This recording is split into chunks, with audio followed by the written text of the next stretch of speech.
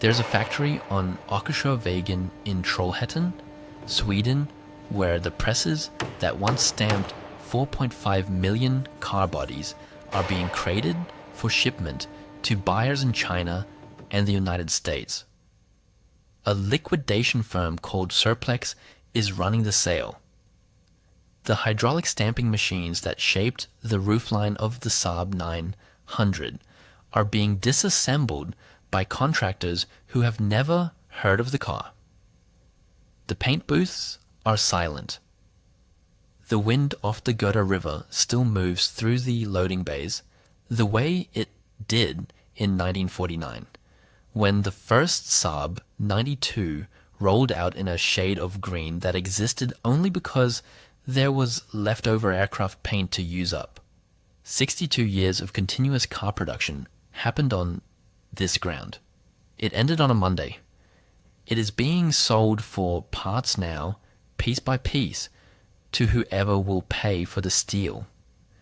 The floor drains are still cut into the concrete in the pattern engineers laid out decades before anyone at General Motors ever set foot in the building. Somewhere underneath the newer layers of paint, there is almost certainly still a trace of the deep green that came from wartime aircraft surplus. The only color available when the very first car left this ground in 1949. A city grew up around this factory. Generations of families in Trollhättan measured their lives in Saab shifts. And in the space of about 20 years, an outside owner from Detroit took a car company that had never needed to be anything other than exactly what it was, and slowly, deal by deal, platform by platform, turned it into something it could no longer recognize itself as. This is not a story about a format war, or a recession, or a company that simply ran out of road. This is a story about what happens when an aerospace engineering culture spends 21 years inside a corporation that never understood what it had bought, and about the specific decisions made by specific people in specific boardrooms that turned a proud niche manufacturer into a rounding error on someone else's balance sheet. In April 1937, with Europe sliding toward war and Sweden determined to defend its neutrality with domestic industry rather than borrowed weapons, a company called Svenska Aeroplan Aktiebolaget was formed in Trollhättan. The name meant simply the Swedish Aeroplane Company. Its entire purpose was building fighter aircraft for the Swedish Air Force. Cars were not part of the plan. Cars were never supposed to be part of the plan. Then the war ended, and Saab's leadership looked at their order books and saw a problem. A country does not need many fighter planes in peacetime.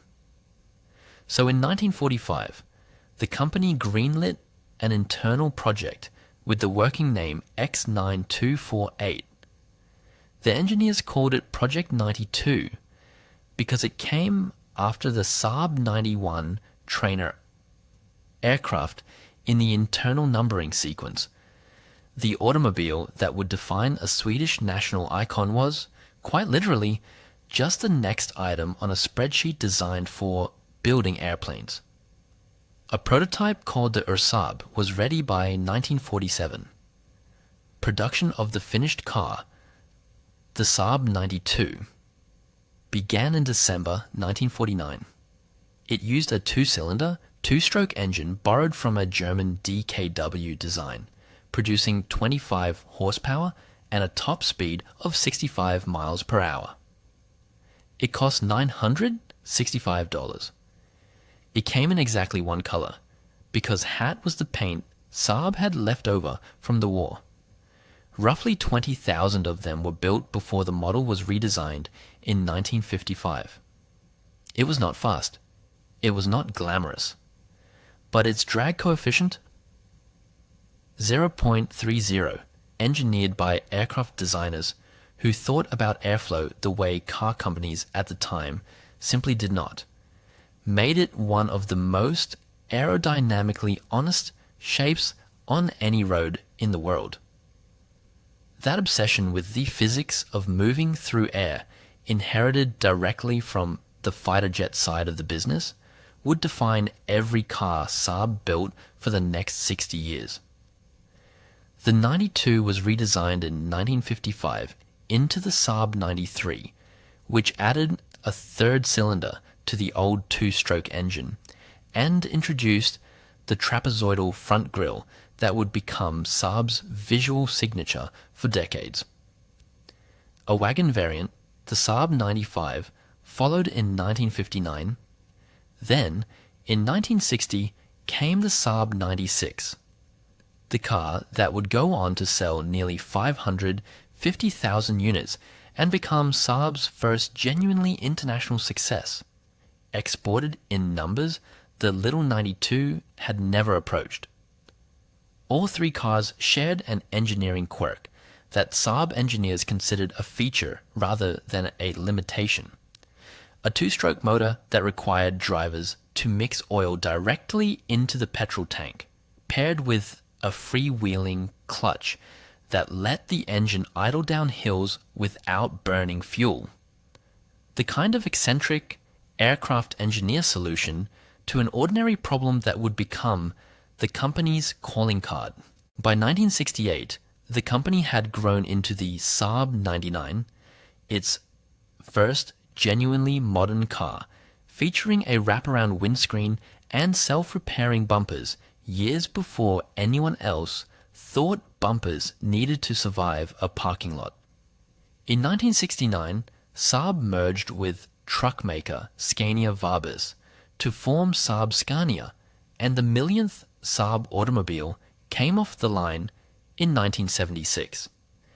And then, in 1978, the company did something that would define its identity for the rest of its existence. It put a turbocharger into the Saab 99 and created, in a car magazine's later description, one of the first mainstream family cars anyone could buy with forced induction. Before that, turbos lived almost exclusively in a Porsche 993, and a Buick Regal. Saab put one in a car a schoolteacher could afford. Before Saab ever built a car meant to be loved, it built a reputation the hard way, in weather most manufacturers wouldn't test in. In the late 1950s and early 1960s, a Swedish driver named Erik Karlsson took the boxy, front-wheel drive Saab 96 into the Monte Carlo Rally and won it outright in both 1962 and 1963.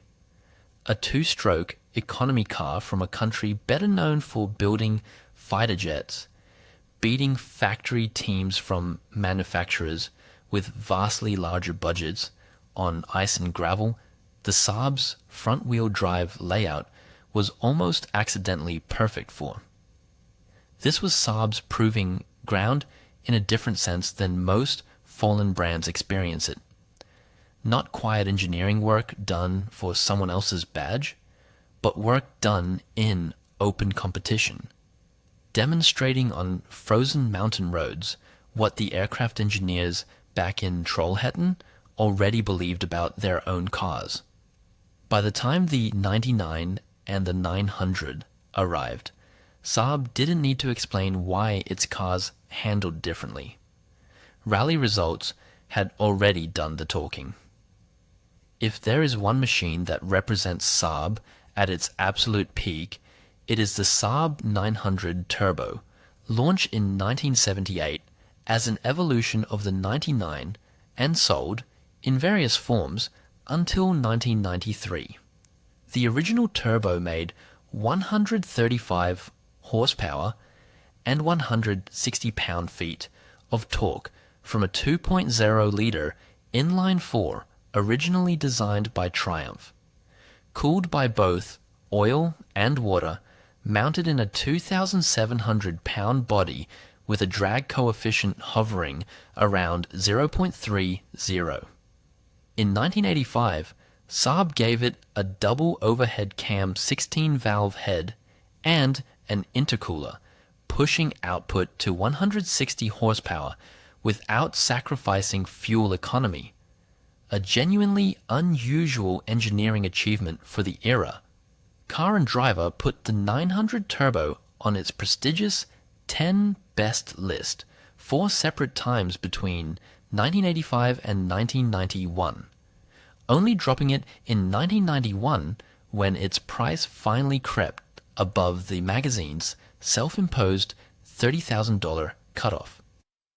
The car became, in the words of one retrospective, the thinking person's alternative to a BMW 5 Series or a Mercedes.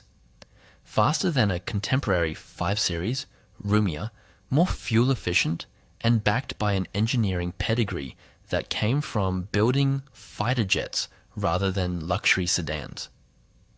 Its buyers were famously dentists, architects, and college professors, a customer base that bought Saabs specifically because they were not what everyone else was buying. 900 Turbo SPG variant is documented to have covered over 1 million miles on its original factory engine. This was the moment the brand meant something. Saab was small. Production never exceeded roughly 150,000 units a year, even at its absolute peak. But it was specific. It knew exactly who it was for, and that specificity is precisely what would make it so vulnerable to what came next. Even the car that followed it carried the same obsessive engineering signature.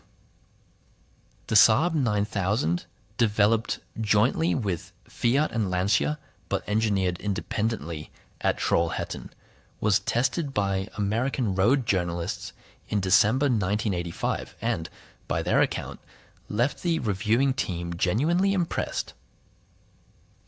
A large executive sedan that still managed to feel, in its road manners and structural rigidity, unmistakably like a Saab rather than a badge-shared Italian design wearing a griffin. That was the pattern for almost 40 years. Whatever platform Saab started from, whatever partner supplied the underlying bones, the cars that came out the other end of Trollhättan's assembly line felt like nothing else on the road. It was this quality, not any single spec sheet, but a company-wide refusal to build something generic, that Saab's next owner would spend 2 decades quietly grinding down.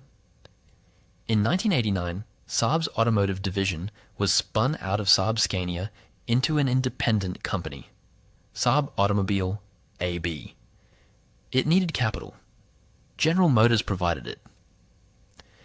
$600 million for a 50% stake, finalized in 1990, giving GM half ownership of a Swedish engineering culture it had no real history of understanding. At first the arrangement looked survivable.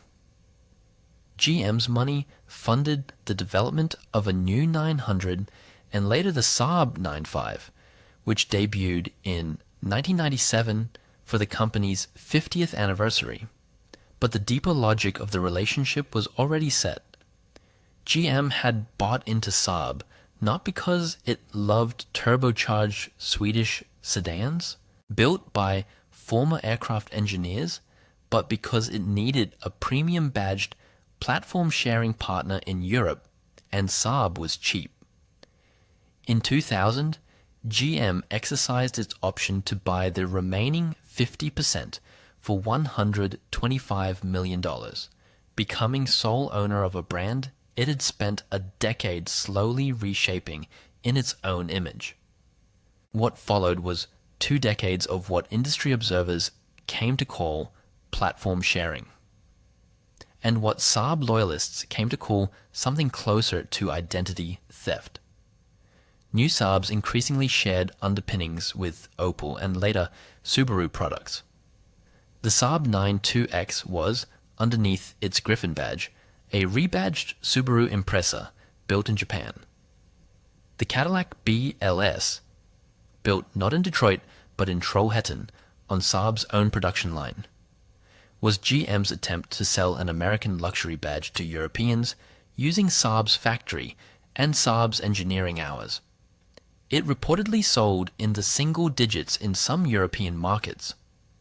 One Saab dealer in Finland later recalled a distributor asking whether he wanted to keep his leftover Cadillac BLS promotional materials, since almost nobody had wanted the car. Even Saab's own engineers, according to accounts from people close to the company, resisted GM's push toward cheaper shared components, quietly continuing to build cars closer to the old standard. A standard GM's finance team increasingly viewed not as craftsmanship, but as unnecessary cost.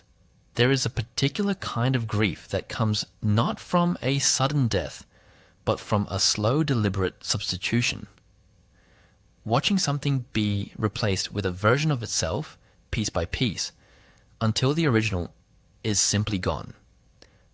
That is what platform sharing did to Saab. Engineers who had spent careers thinking about torsional rigidity and turbo lag increasingly found themselves adapting Opel switchgear, Opel electrical architecture, and eventually Subaru all-wheel drive hardware to fit inside a shape that still, from the outside, looked like a Saab.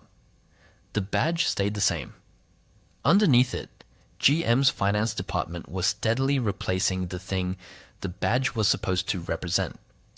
The tragedy is that GM's ownership was never purely destructive.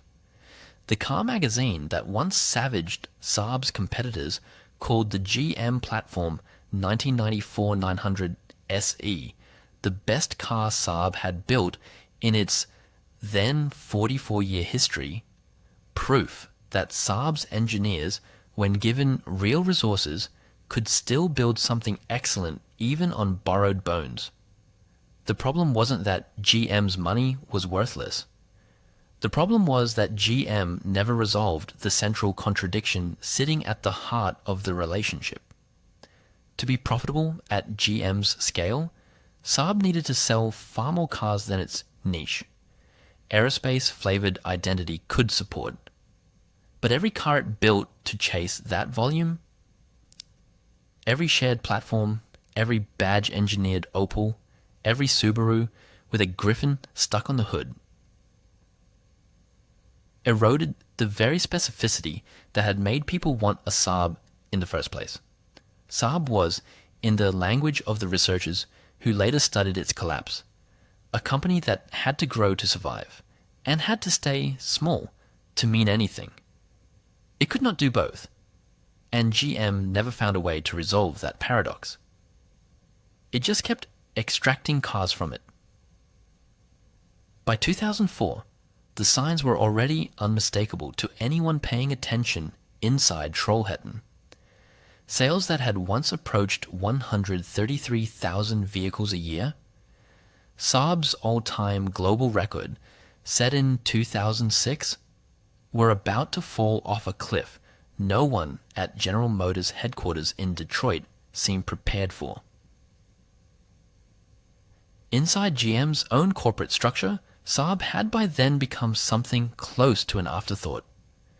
The smallest division within GM Europe, competing internally for capital against Opel and Vauxhall, brands with vastly larger sales volumes and far less unusual engineering demands.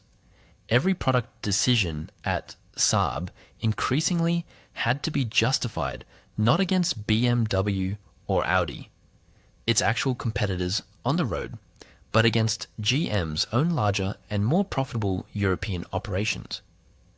A Trollhättan engineer did not need a memo to understand what that meant for the long-term health of the brand.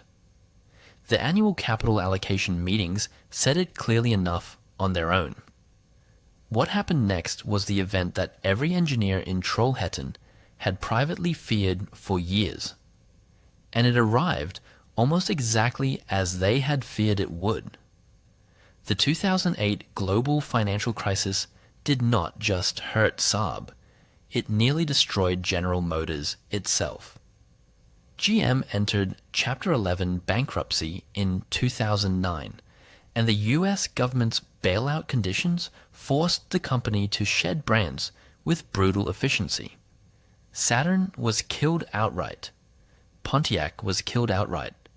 Hummer was sold off.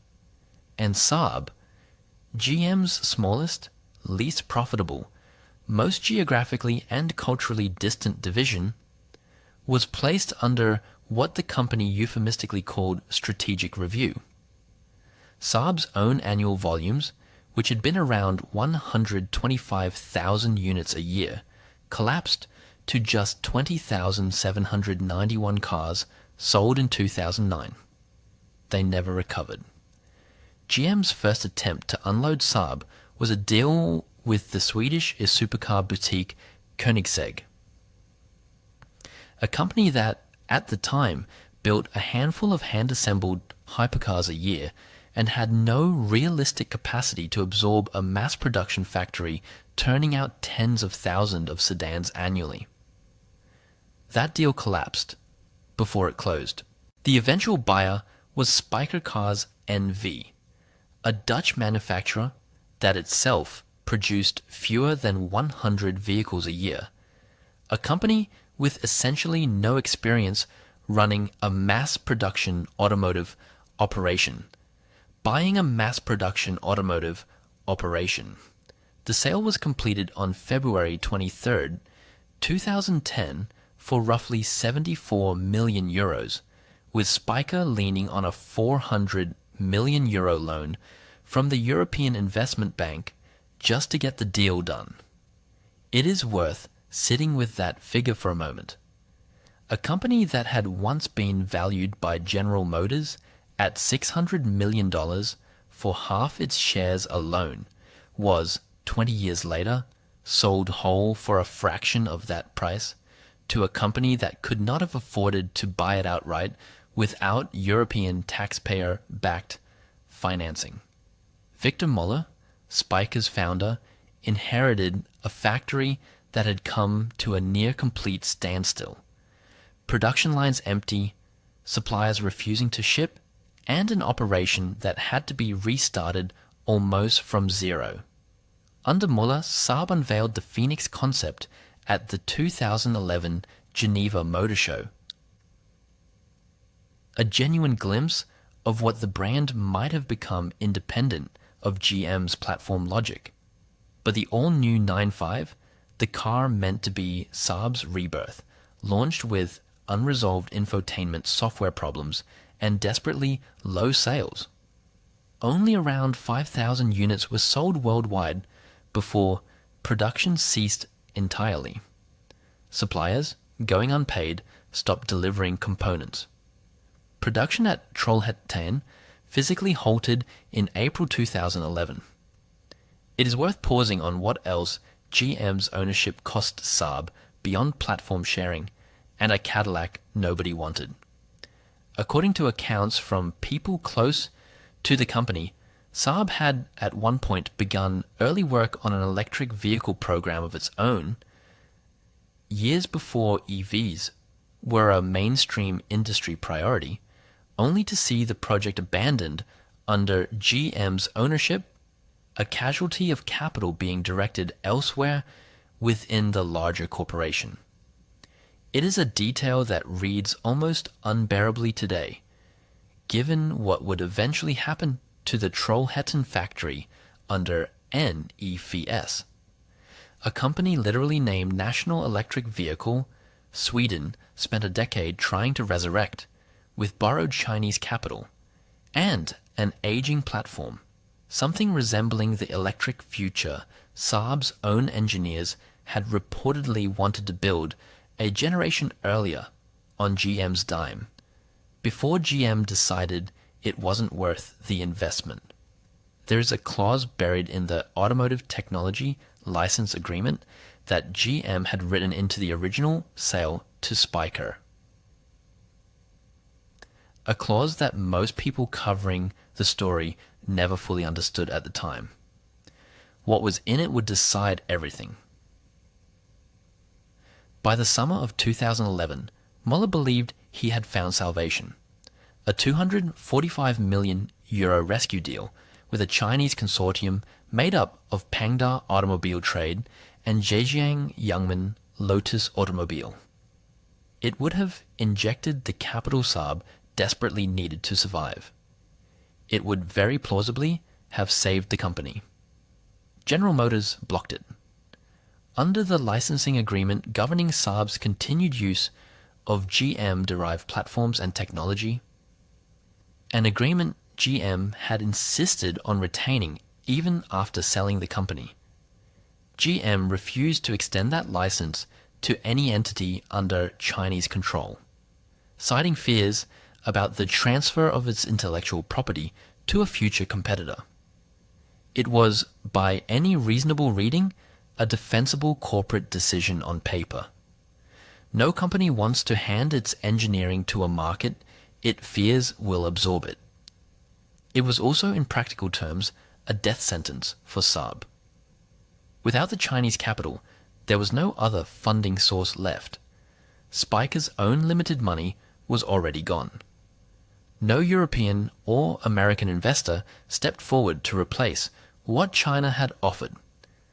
This was a single decision, not a format shift, not an abstract market force, but a specific veto exercised by a specific corporation over a technology license it had written for exactly this purpose, that closed off Saab's last realistic path to survival.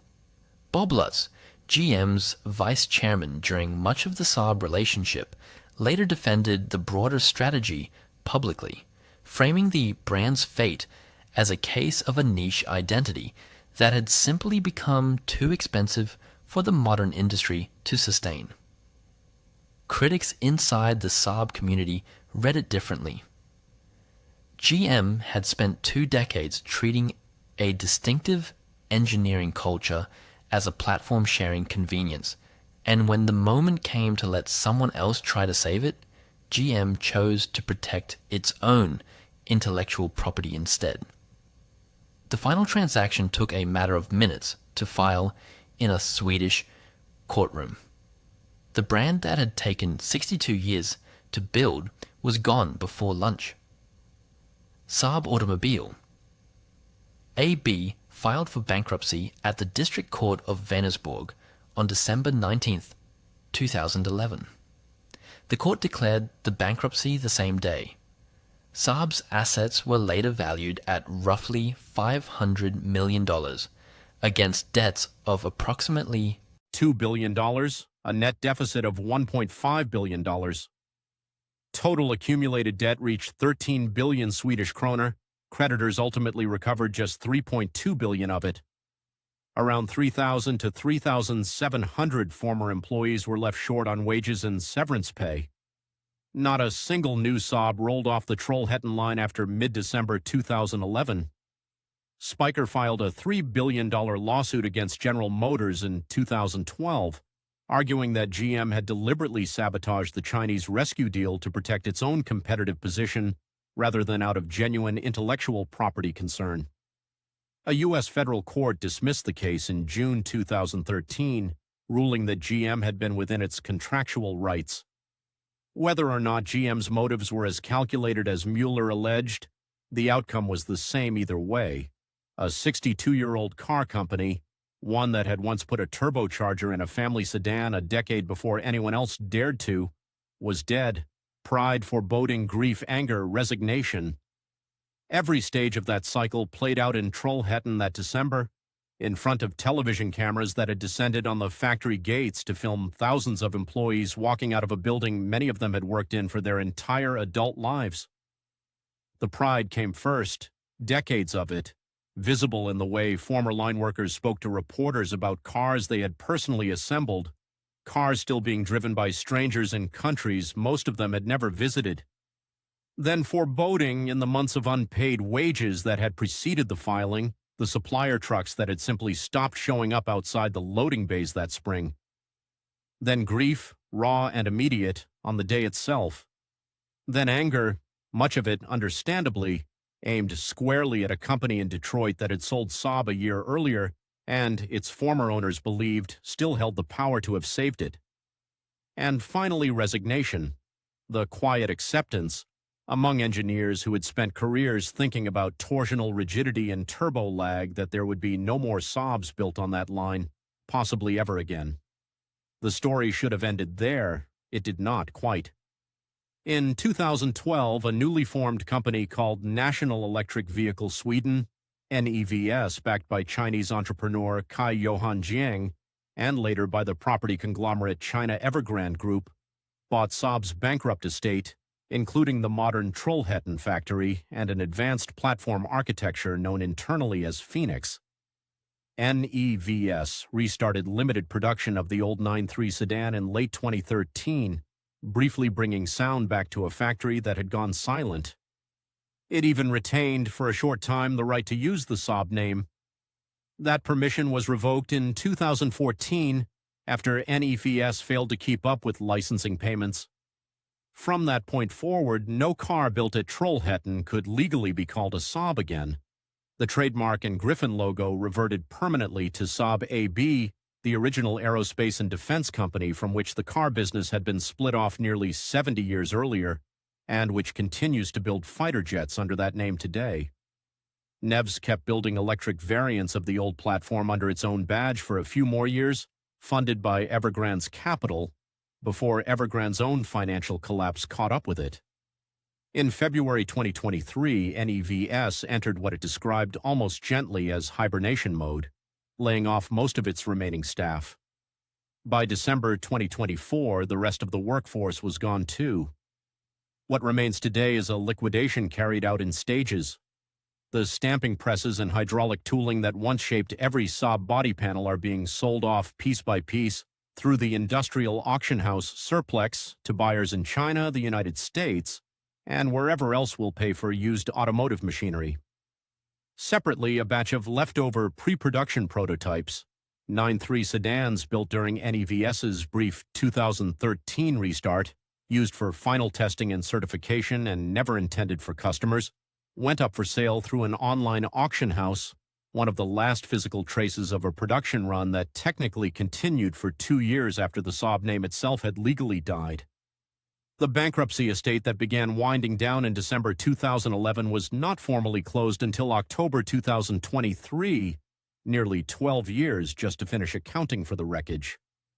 Over the company's 62 years of production, Trollhättan built approximately 4.5 million cars.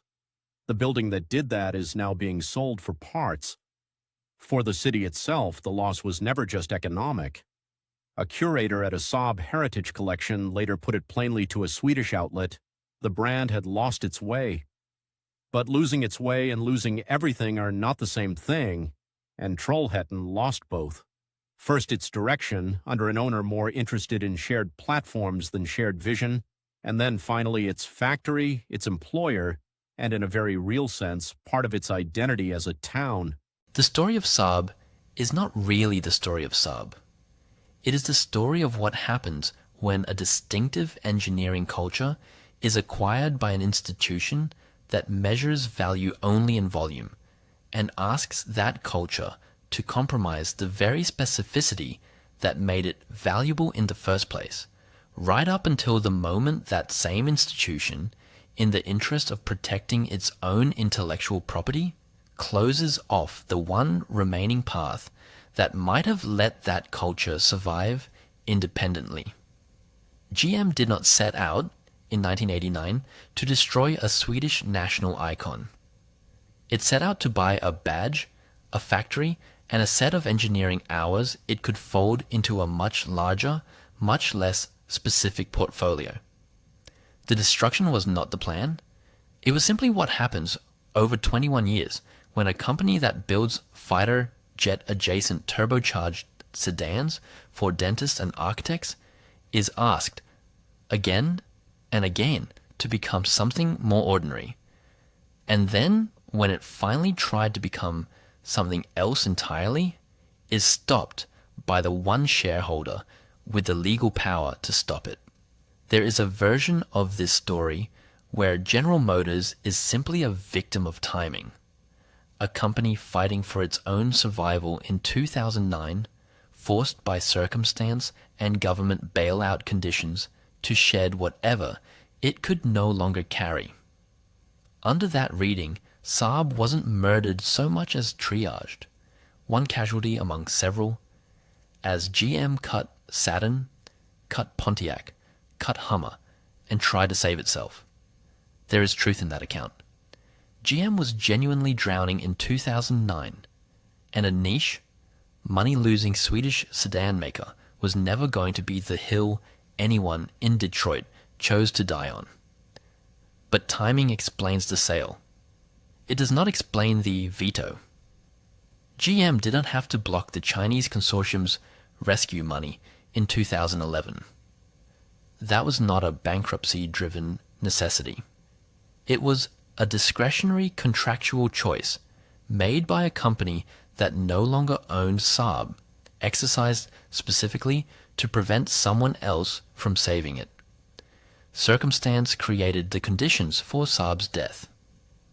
A decision made by people who no longer had any obligation to Trollhättan at all delivered it. The presses on Åkersjövägen will finish shipping out over the coming months. The building itself may find a new tenant, or it may not. Trollhättan's local economy is still absorbing what it means to no longer be a car town. After the machinery is gone, the only remaining evidence that a two-cylinder, 25 horsepower prototype called the Saab once grew into a car that a magazine put on its 10 best list 4 years running will exist in two places.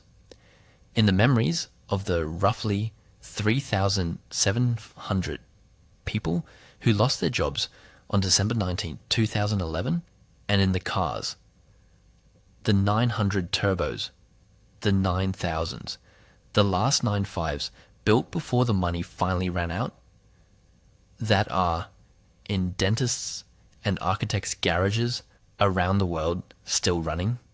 If you found something in this one, there are more of these obituaries coming.